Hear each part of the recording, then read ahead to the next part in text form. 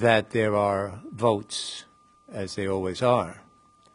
And so what we're going to do is make our opening statements, and then we will go vote, and then we will be back. And let's just hope that the folks across the way today are not in the mood they were in yesterday, where there might be a motion to adjourn every 5 minutes. But that's democracy at its best. So we want to welcome you, and the subcommittee will come in order. Mr. Kirk is acting as the ranking member today in place of Mr. Regular, and I had to make the wise guy comment that maybe it's a picture of things to come.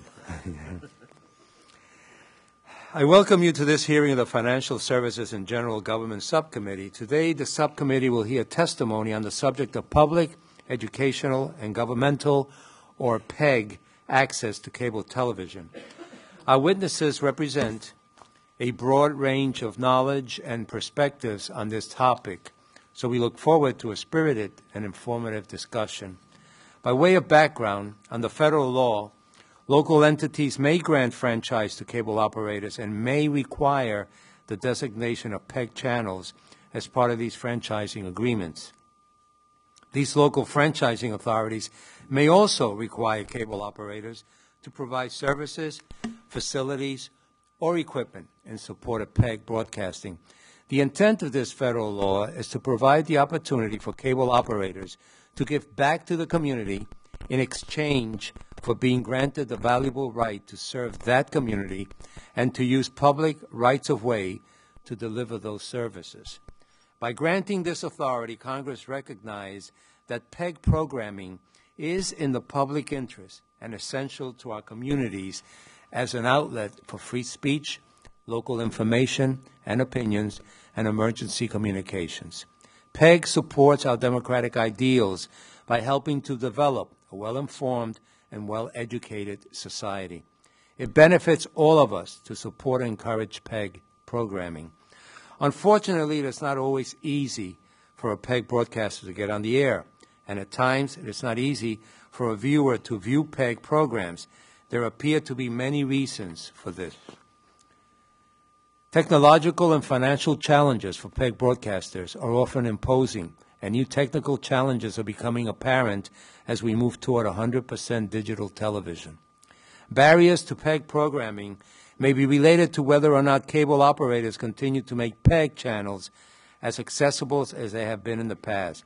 For example, in some areas of the country, cable providers have proposed to move PEG channels to digital format well in advance of next February's transition date, which means that PEG channels may be harder to find on the channel dial.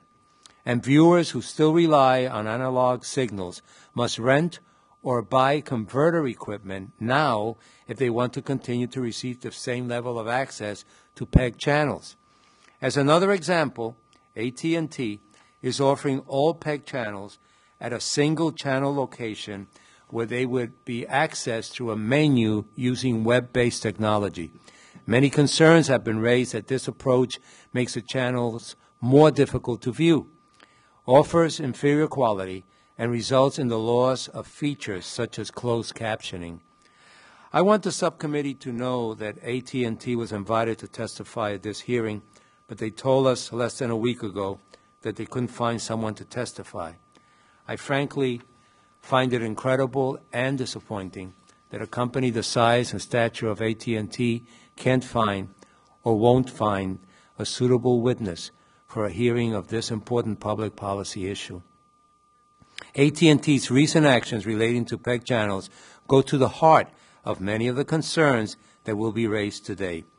Let the record show that I consider their decision not to send a witness to be indicative of the company's apparent disregard of the importance of PEG to local communities. Regulatory issues have also raised questions relating to support for PEG access. Recent Federal Communications Commission cable franchising rules affect the terms by which local franchising authorities can establish cable operator obligations for PEG programming. These rules could make it harder, for example, to require cable operators to help local governments or colleges operate TV production facilities. I look forward to hearing what the FCC and other witnesses have to say about these recent regulatory actions. Finally, I think it is extremely important to note the current trend away from local authority over cable franchises and towards statewide franchise laws. These statewide laws, in many cases, override local franchising authorities, including the franchise agreements relating to PEG. As a result, cable operators may reduce their support for PEG or even close PEG facilities. In fact, a recent survey by the Alliance for Community Media indicates that many PEG centers have experienced reductions in funding and other forms of support under statewide franchising. This is troubling, as I am sympathetic to the importance of local community influence over PEG access requirements.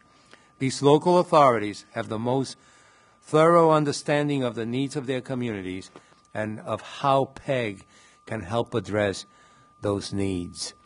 With that, I would like to recognize my friend, Mr. Kirk.